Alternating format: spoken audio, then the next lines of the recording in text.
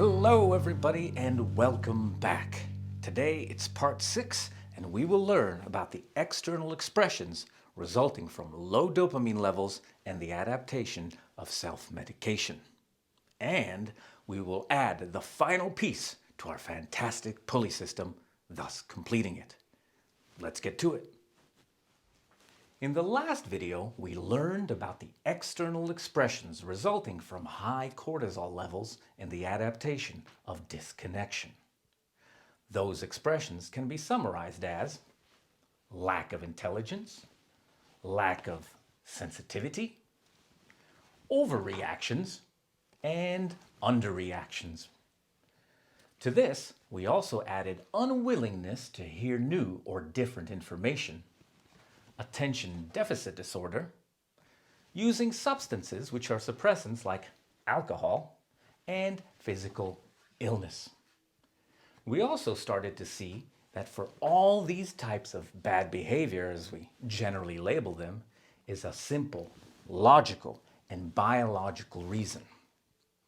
Today, we're going to go through the same thing on the other side of the pulley system.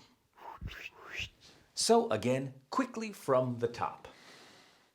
Compassion creates connection. Connection directly affects dopamine levels. Dopamine directly affects our energy, motivation, and attention, and that long list of biological functions. This directly affects whether or not the body engages the adaptation called self-medication. This adaptation means that our body's intelligence starts steering us towards seeking out chemicals or behaviors which increase dopamine in our system.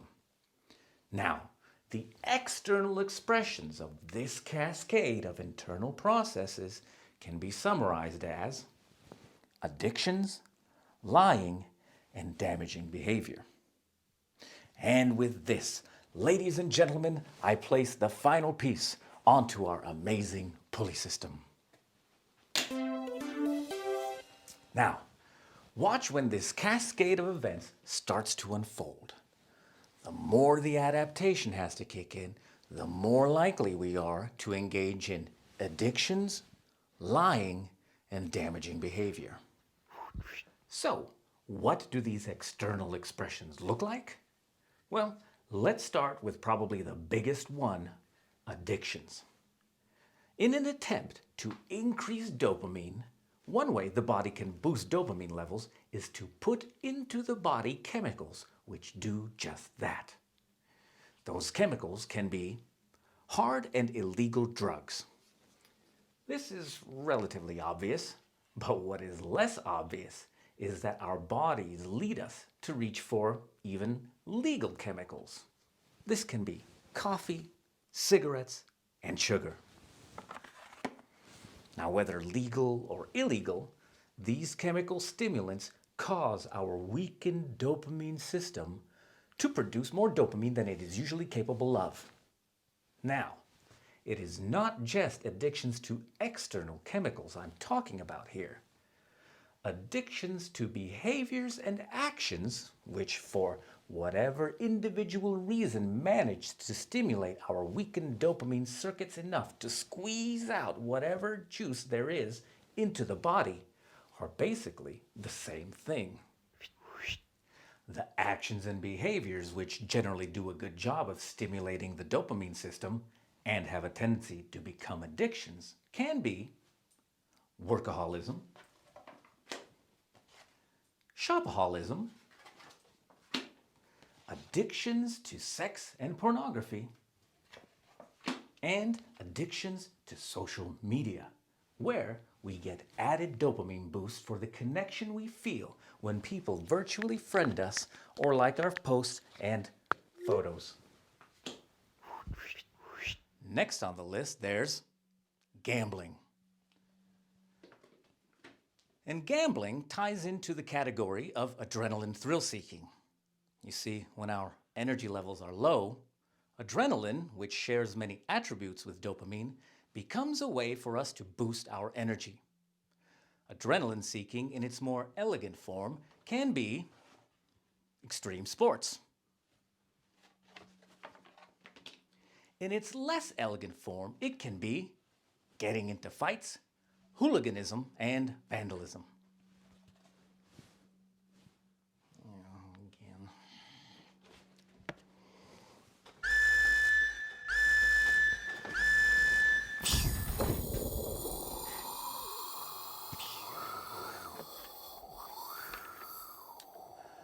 This category includes more than just simply physical fights. It includes verbal fights as well. By that I mean arguments.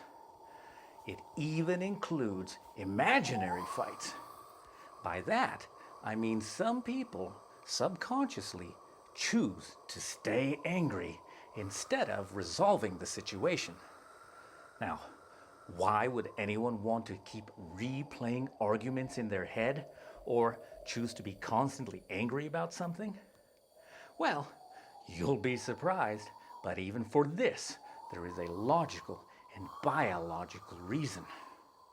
You see, the anger and imaginary arguments that get these people's blood pumping give them not only a dose of adrenaline, but because there is a phenomenon called stress-induced dopamine release, they also receive a dose of dopamine. So, we can actually summarize all of this as conflict addiction.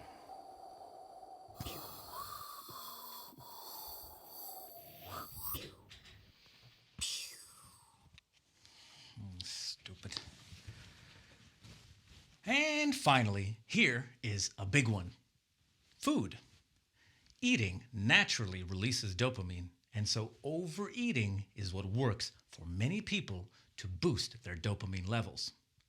The effect increases when the food contains lots of sugar. So, food definitely belongs on our list of addictions.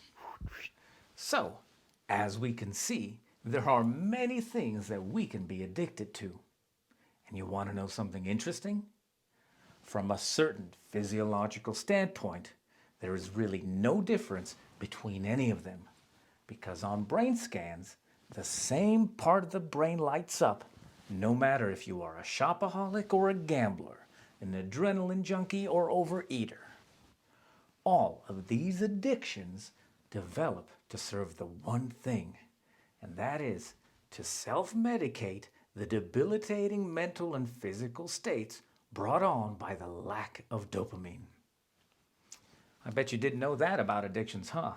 Well, up until recently, I didn't. And actually, most people don't know much about addictions. Luckily, though, the amazing Dr. Gabor Maté does, and he defines addiction like this. An addiction is any behavior that a person finds temporary pleasure or relief in, and therefore craves, suffers negative consequences from, and has trouble giving up despite being aware of the negative consequences. Now, I'll say that one more time because it's really important. An addiction is any behavior that a person finds temporary pleasure or relief in, therefore craves, suffers negative consequences from, and has trouble giving up despite being aware of the negative consequences. Now, why do we continue with the addictive behaviors even though we might be fully aware of the negative consequences the addiction brings to our lives? Well, that's because those negative consequences are still less of a problem for the body than having low dopamine levels.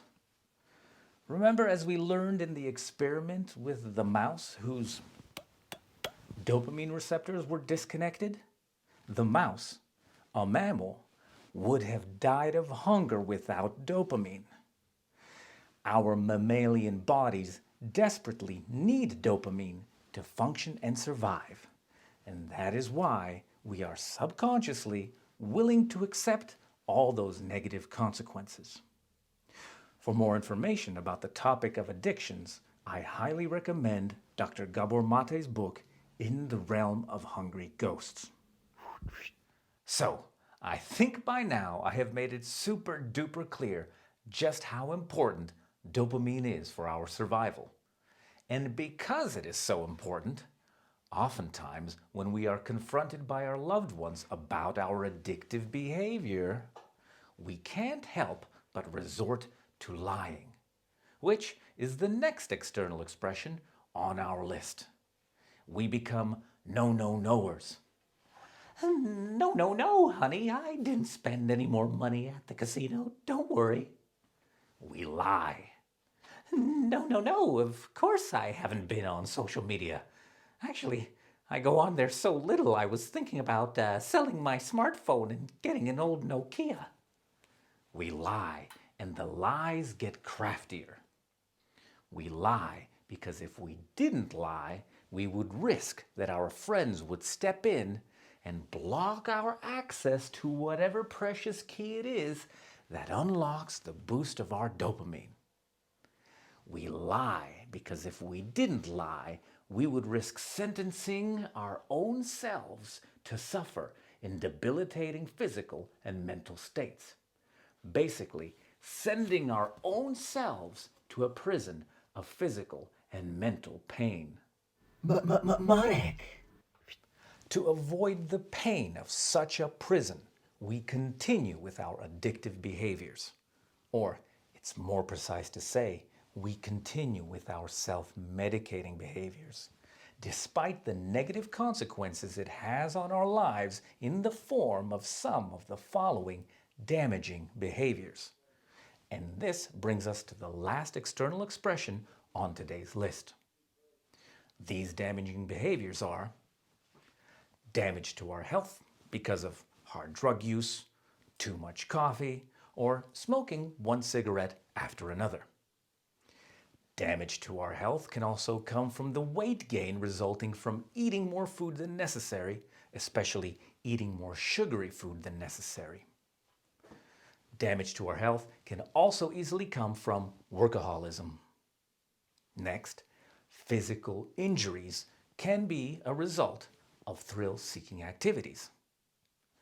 Damaged relationships and broken families thanks to sex addictions, which often result in cheating on our partners. Loss of jobs and loss of trust from the lies we tell people in order not to be stripped of our source of self-medication. Financial ruin from overspending, be it due to gambling or shopaholism. And last but not least, I will add to the list of damaging behaviors self-hate and feelings of powerlessness as a result of realizing what we're doing yet not knowing how to stop despite our best efforts. So, with that, let's go finish up today's video. Whoa, I almost forgot. Sorry. Almost had a repeat of last time when cortisol jumped out at me. So, I have to mention that just because the body has engaged the adaptation of self-medication, it does not mean that our dopamine system is working 100% because of that. We still have problems with energy, motivation, attention, etc., etc.